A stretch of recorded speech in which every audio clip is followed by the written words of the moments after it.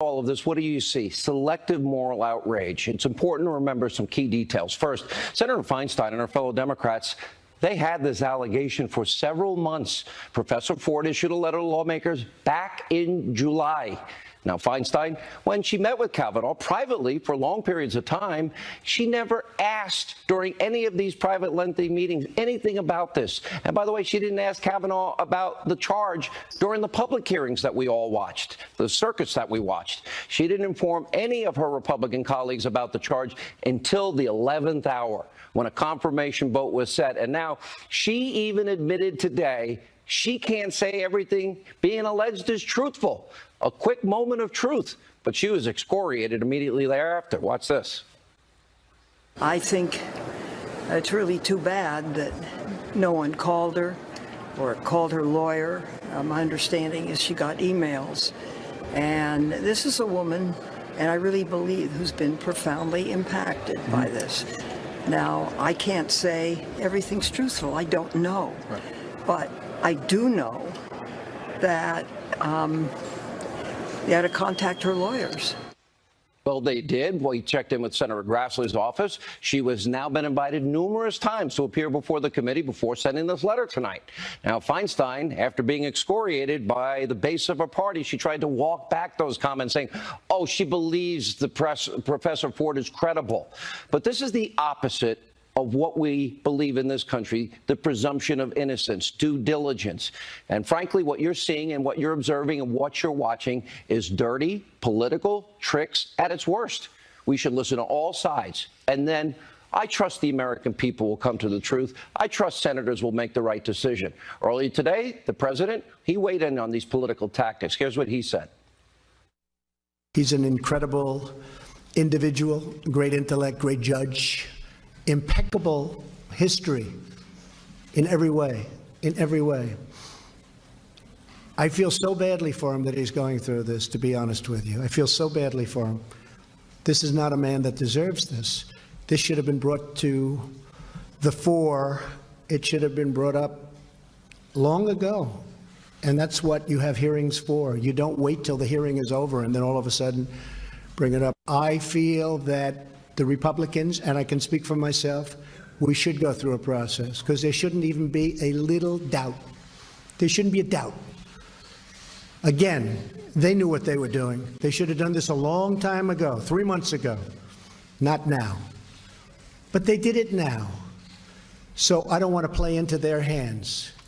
The president's right on every point he makes, and brings us to the second key detail you need to remember. Any of the outrage that you're seeing from Democrats over sexual misconduct, nobody else in the media will report this. This is what I mean by selective moral outrage. There was no outrage over Senator Ted Chappaquiddick Kennedy. He was the lion of the Senate. Remember, he impugned the character of Judge Robert Bork. We aired it last night. He successfully blocked Bork's Supreme Court nomination by slandering and smearing him.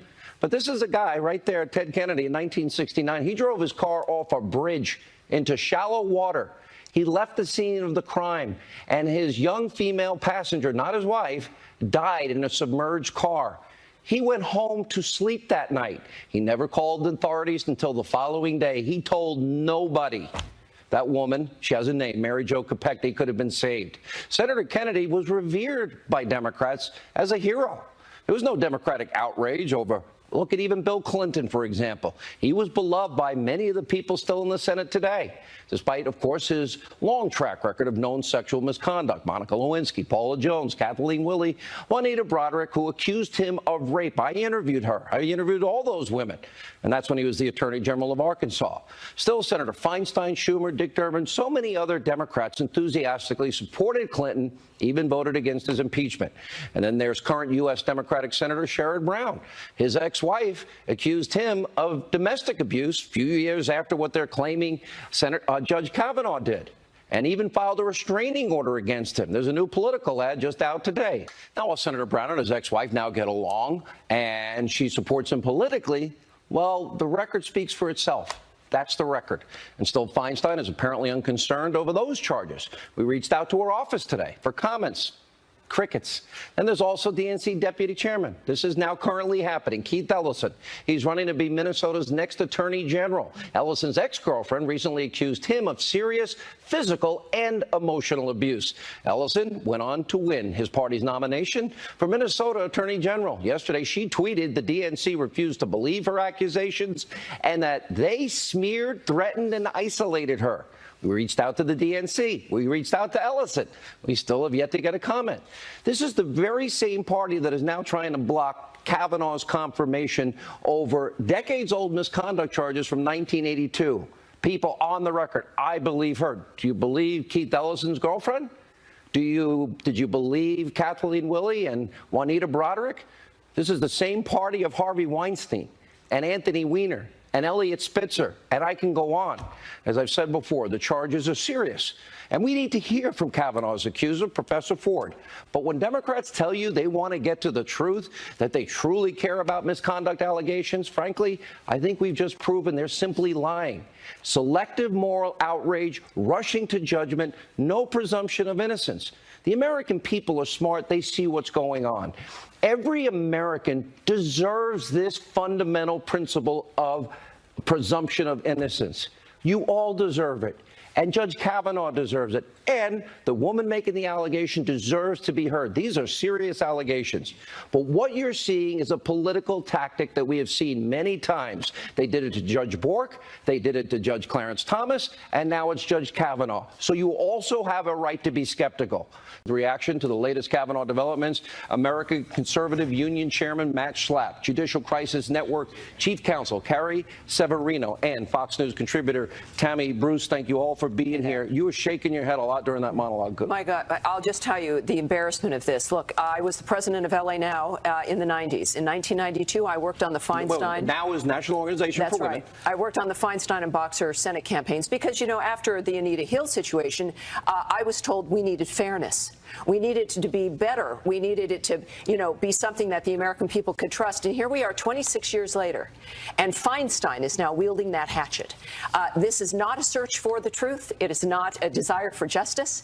This is a political assassination of Judge Kavanaugh. And the issue becomes here not, and this is what's awful for all of us, frankly, who have worked to have women be taken seriously on issues of violence against women, domestic violence, rape, harassment, is that we've demanded that and said and asserted that women can be taken seriously, and they should be. And yet now, we don't know what happened 36 years ago, but we do know what happened in July. And from that point forward, this has been a politicized framework. This woman's experience has been packaged as a weapon. And this is what we've promised the American people as feminists, that that would not happen, that you can trust women, and that we want the system as it exists to simply hear us.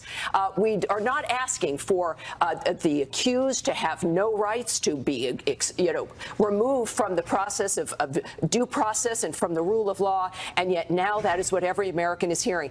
It is an insult to every woman who's been sexually assaulted. For those of us who've had experiences like that, it is a remarkable dismissal of our life experience and what we've demanded from the system. And I'll just tell you, it's offensive. I want her to get, and it's good that over 36 years she's been in therapy, she made choices that were best for her.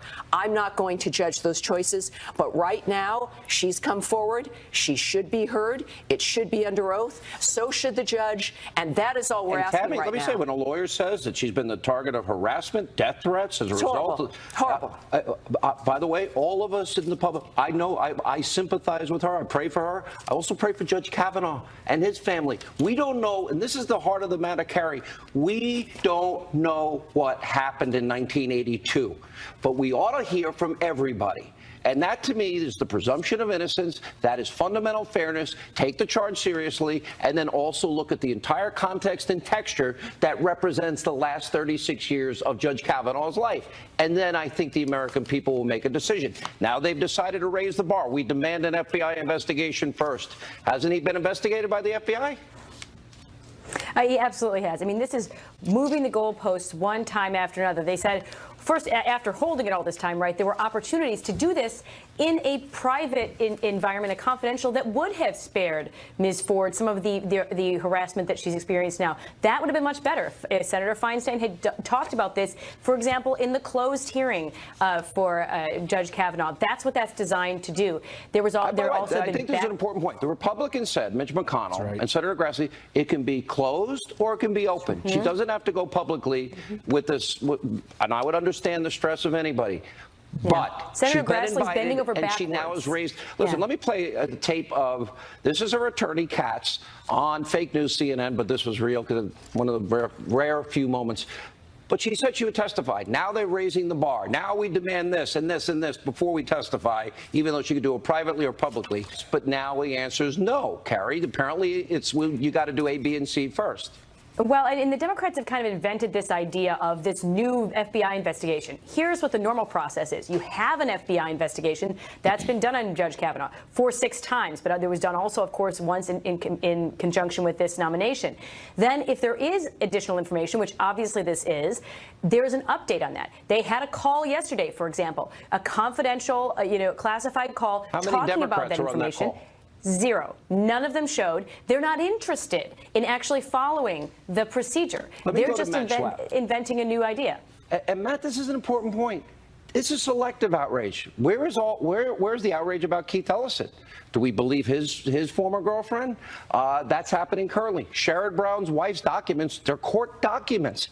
Pretty harsh. I understand they've gotten back. They're not together. They're separate, but they resolved some differences. But those charges stood. So why aren't they against him? Look, there are 9 members of the Supreme Court, some picked by Democratic presidents, some picked by Republican presidents. Why is it after Clarence Thomas and now Brett Kavanaugh and the other ones like Robert Bork, they were able to treat unfairly in the process? Why are 2 of the 9 going to have over their heads this idea that they acted inappropriately sexually? You know why? Because Tammy's right. Because that charge works and it tends to stick. And I want to disagree with something everyone has been saying about this. I believe we will learn nothing on Monday. I know we say that people have the right to be heard. She had the right to participate in a very fair process with a lot of Democratic senators who would have helped her. She chose not to participate in that process because